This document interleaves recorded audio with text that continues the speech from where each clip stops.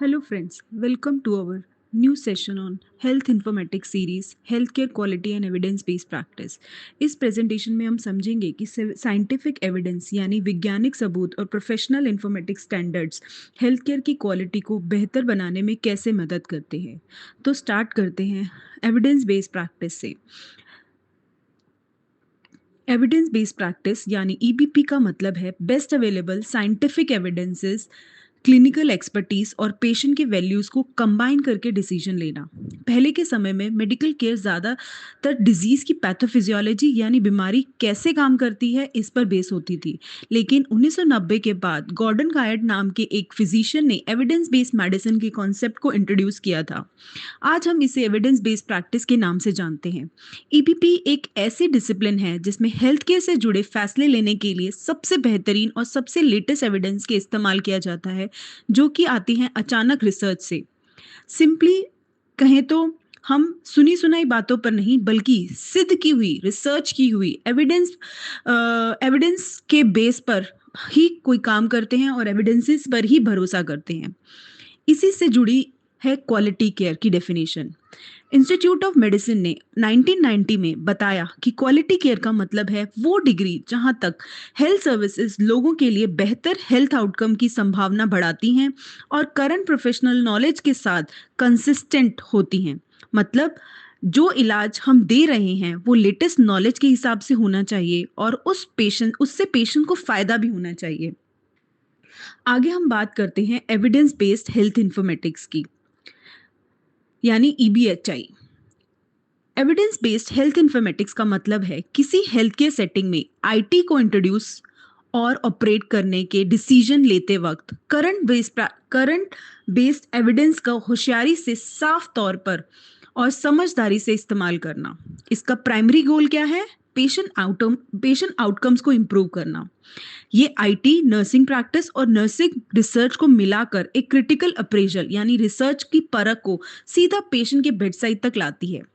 Evidence based health informatic दो चीजों पर फोकस करती है। कौन सी?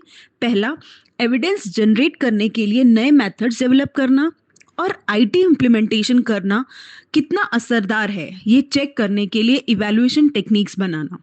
एक एग्जांपल से समझते हैं। मान लीजिए एक हॉस्पिटल में एक नया सॉफ्टवेयर आया है, यानी आईटी लाना चाहता है पेशेंट रिकॉर्ड्स मैनेज करने के लिए।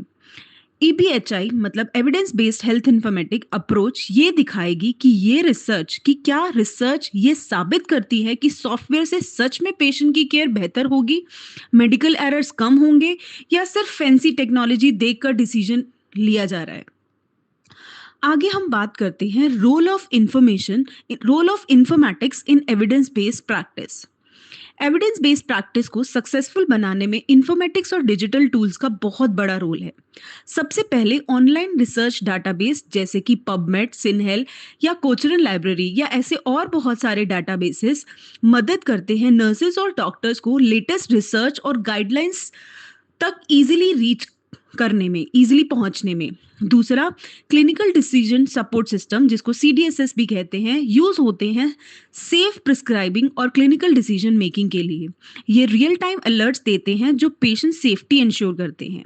अगला, तीसरा, इलेक्ट्रॉनिक हेल्थ रिकॉर्ड्स हेल्प करते हैं पेशेंट की आउटकम एनालाइज करने में। मतलब नर्सेस देख सकती हैं कि किस इंटरवेंशन का पेशेंट पर क्या इम्पैक्ट हुआ है। और फाइनली, नॉलेज शेयरिंग और गाइडलाइन इंटीग्रेशन के थ्रू सभी हेल्थ केयर प्रोवाइडर्स एक ही एविडेंस बेस्ड स्टैंडर्ड्स फॉलो कर पाते हैं। एक एग्जांपल से समझते हैं। अगर एक clinical decision support system alert करता है कि पेशेंट को प्रिस्क्राइब ड्रग का दूसरी मेडिसिन के साथ डेंजरस रिएक्शन हो रहा है, इंटरेक्शन हो सकता है, तो नर्सेस और डॉक्टर्स दोनों तुरंत इन्फॉर्म डिसीजन लेते हैं और पेशेंट सेफ रह पाएंगे। इसी तरह इंफॉर्मेटिक्स यानी एविडेंस बेस्ड प्रैक्टिस को और ज्यादा पावरफुल और रिलायबल बना देती है। आगे हम बात करते हैं दो स्पेशल मॉडल्स की जो एविडेंस बेस्ड प्रैक्टिस में यूज होते हैं, एसीई स्टार मॉडल और पीको मॉडल। तो पहले बात करते हैं एसीई स्टार मॉडल की। ये रिसर्च बेस्ड नॉलेज प्रैक्टिस में आता कैसे है?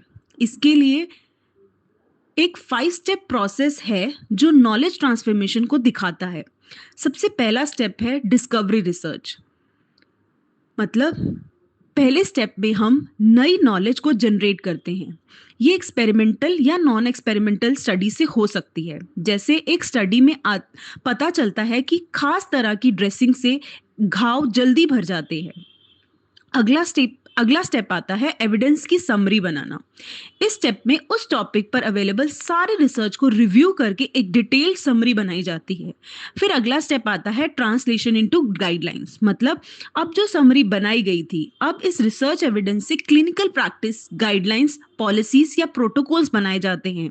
फॉर एग्जांपल, हॉस्पिटल एक पॉलिसी बनाता है कि अब उसी नई ड्रेसिंग का इस्तेमाल होगा।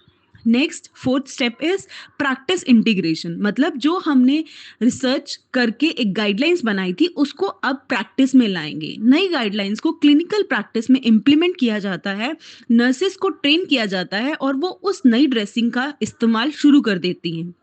लास्ट स्टेप आता है प्रोसेस आउटकम और इवैल्यूएशन।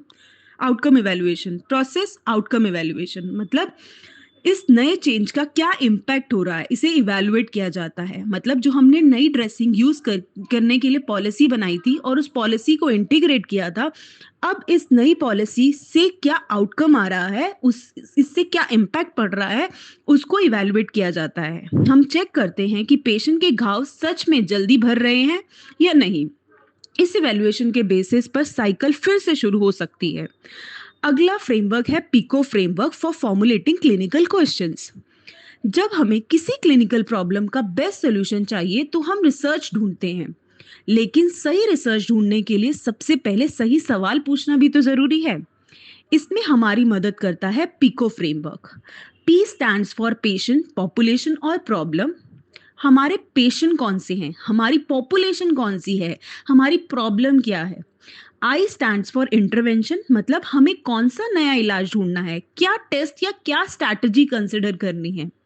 सी फॉर कंपैरिजन और कंट्रोल, इस नए तरीके का कंपैरिजन किस पुराने स्टैंडर्ड या तरीके से होगा। ओ फॉर आउटकम, हम पेशेंट के लिए क्या बेहतर रिजल्ट चाहते हैं। एक एग्जाम्पल से इस पीको फ्रेमवर्क को समझते हैं। अगर हमारा सवाल है कि ईएमएआर मतलब इलेक्ट्रॉनिक मेडिकेशन रिकॉर्ड इस्तेमाल करने से पेशेंट सेफ्टी बढ़ती है, तो पीको फ्रेमवर्क ऐसे दिखेगा। P for hospitalize patients, intervention क्या कर रहे हैं हम, ईएमआर का इस्तेमाल मतलब इलेक्ट्रॉनिक मेडिकेशन रिकॉर्ड का इस्तेमाल कर रहे हैं। सी फॉर कंपैरिजन और control, that is traditional paper based record system क्या इस इलेक्ट्रिक रिकॉर्ड सिस्टम से कंपेयर करेंगे। ओ फॉर आउटकम, मतलब पेशेंट सेफ्टी बढ़ रही है, मेडिकेशन एरर कम हो रहा है या नहीं। आगे बात करते हैं implementation of evidence based health informatics की considerations.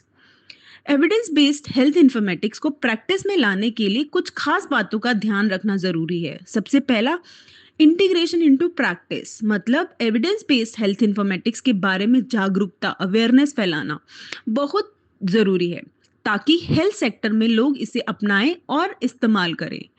For example, covid pandemic के दौरान इसकी जरूरत साफ दिखाई दी थी। अगला है इंश्योर पेशेंट सेफ्टी, मतलब सबसे जरूरी है कि ईपीएचआई पेशेंट के लिए फायदेमंद हो और कोई नुकसान ना करे। एथिकल प्रिंसिपल्स और सेफ्टी स्टैंडर्ड्स को फॉलो करना अनिवार्य है। एएमआईए और एएचआरक्यू जैसे संगठन इंफॉर्मेटिक्स में पेशेंट सेफ्टी को सुनिश्चित करते हैं और उसके लिए काम करते हैं। आगे आता है हेल्थ टेक्नोलॉजी असेसमेंट। ये एक सिस्टमिक इवैल्यूएशन है जो किसी हेल्थ टेक्नोलॉजी को प्रभाव को किसी भी टेक्नोलॉजी के प्रभाव को जांचती है, असेस करती है mainly.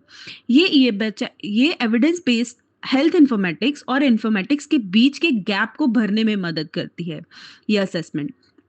Next is development of indicators, मतलब इंडिकेटर्स डेवलप करना जरूरी है जिसे हम अपने काम को रिकमेंड स्टैंडर्ड के खिलाफ इवैल्यूएट और कंपेयर कर सकें। इसमें एविडेंस बेस्ड प्रैक्टिस इंप्रूव होती है। हमारे को ये चारों कंसिडरेशंस को ध्यान में रखना होगा। सबसे पहला, एविडेंस बेस्ड प्रैक्टिस को अपनी प्रैक्टिस के साथ इंटीग्रेट करना होगा, पेशेंट की सेफ्टी का ध्यान रखना होगा, इस टेक्नोलॉजी को, इस प्रैक्टिस को असेस करने के लिए वेरियस गाइडलाइंस बनानी होंगी और कुछ इंडिकेटर्स बनाने पड़ेंगे जो इसके आउटकम्स को असेस कर सके। आगे बात करते हैं advantages of evidence based health informatics और एविडेंस बेस्ड प्रैक्टिस। ईबीएचआई के बहुत सारे फायदे हैं जो हेल्थ केयर को बेहतर बनाती है। सबसे पहला और इम्पॉर्टेंट फायदा है पेशेंट आउटकम्स और सेटिस्फेक्शन को बढ़ाता है। फिर क्लिनिकल प्रैक्टिस को स्टैंडर्डाइज करता है, मतलब हर जगह एक जैसी क्वालिटी केयर मिलती है। नेक्स्ट, डिसीजन मेकिंग के लिए आसान ये डिसीजन मेकिंग के लिए ये प्रैक्टिस आसानी से पहुंच सकते हैं डिसीजन मेकिंग पर। मेडिकल एरर्स कम करती है, कॉस्ट इफेक्टिव बढ़ाती है, मतलब कॉस्ट इफेक्टिव है। नर्सिंग प्रोफेशंस को नई नॉलेज जनरेट करके और रिसर्च को सपोर्ट करने में ये मजबूत करती है। क्लाइंट सेंटर्ड केयर डिलीवरी को सशक्त बनाती है। आगे बात करते हैं चैलेंजेस की और बैरियर्स की जो एविडेंस बेस्ड हेल्थ इंफॉर्मेटिक्स में है। हम जानते हैं जहाँ फायदे हैं वहाँ कुछ चुनौतियाँ भी हैं। तो बात करते हैं एविडेंस बेस्ड हेल्थ इंफॉर्मेटिक्स के कुछ डिसएडवांटेजेस की। पहला, ये प्रोसेस बहुत ही ज़्यादा टाइम कंज्यूमिंग है। कभी कभी किसी प्रैक्टिस के लिए हाई क्वालिटी एविडेंस मिल भी नहीं पाते। इसको लागू करना मुश्किल हो सकता है और अगर गाइडलाइंस बहुत सख्त हों तो प्रोफेशनल जजमेंट कम हो सकती है। इसके साथ साथ कुछ बैरियर्स और रुकावटें भी हैं, जैसे हेल्थ केयर स्टाफ में बदलाव के प्रति विरोध या प्रैक्टिस इनर्शिया, जिसका मतलब है पुराने तरीकों पर अटके रहना, मतलब resistance to change. Health care staffs are not ready to bring change. Research ढूंढने और समझने के लिए समय, स्किल या समझ की कमी। अगला बैरियर है एविडेंस बेस्ड प्रैक्टिस को सपोर्ट करने के लिए ऑर्गेनाइजेशन में पॉलिसीज का ना होना। अगला, कुछ स्पेसिफिक क्लिनिकल प्रॉब्लम्स के लिए रेलेवेंट रिसर्च एविडेंस का ना मिलना। So evidence based practice evidence based health informatics पर आधारित हेल्थ केयर समस्याओं के लिए सोल्यूशन बनाने के लिए एक मजबूत आधार प्रदान करती है। साइंटिफिक एविडेंस को प्रोफेशनल इंफॉर्मेटिक्स स्टैंडर्ड्स के साथ जोड़कर हेल्थ केयर क्वालिटी को इम्प्रूव करने के लिए ये बहुत ही महत्वपूर्ण है। एसीई स्टार मॉडल और पीको फ्रेमवर्क जैसे टूल्स का इस्तेमाल करके health care professionals evidence based practice को और असरदार बना सकते हैं, जिससे पेशेंट केयर और इम्प्रूव और प्रभावित होती है। तो दोस्तों, ये था detail discussion evidence based practice और एविडेंस बेस्ड हेल्थ इंफॉर्मेटिक्स पर। अगर आपको ये वीडियो हेल्पफुल लगा तो लाइक, शेयर और कमेंट जरूर करें। अपने दोस्तों और क्लासमेट्स के साथ भी इसे शेयर करें ताकि उन्हें भी हेल्प मिले। और हाँ, अगर आपको यह वीडियो बहुत पसंद आया हो तो नर्सिंग माइंड्स अनलॉक को सब्सक्राइब करना मत भूलें और आप बेल आइकन को भी दबाएं ताकि आपको मिल सके हमारे लेटेस्ट लेक्चर्स और अपडेट से संबंधित सारी जानकारी। मिलते हैं अगले वीडियो में एक और इंटरेस्टिंग टॉपिक के साथ। तब तक के लिए keep learning, keep growing. Thank you.